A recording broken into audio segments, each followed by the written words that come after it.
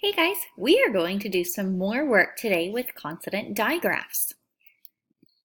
The first word we are going to practice with is the word push. Say the word with me, push. Do you hear how the S and the H work together at the end of the word to make the sh sound? In our previous lesson, we worked on consonant digraphs in the beginning of the word. Now, some of these digraphs can occur in the middle or the end of these words, as in the word push. The next word has the digraph kind of in the middle of the word. This word is peaches. Say the word peaches with me. Peaches. Do you hear the ch sound for CH in the word peaches? The next word that we have is microphone. What two letters make the f sound? Listen as I say it again. Microphone. If you said P and H, then you were correct. The P and the H make the f sound in microphone. The next word we have is swing. Swing. What two letters make a digraph in the word swing? If you said the NG, you were correct. The NG make the swing, make a n sound. Swing.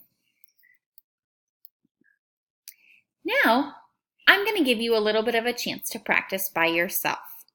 You are going to read the following words to your learning guide, and then you are going to see if you can identify which letters make up the digraphs. I'm going to do the first one as an example for you, then you're going to pause the video and do a little bit on your own. The first word is much. In the word much, I hear ch. So the letter CH make the ch sound. So first, I'm going to read the word.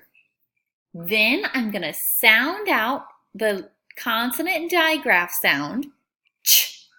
And then I identify which two letters make this sound, CH. Ready?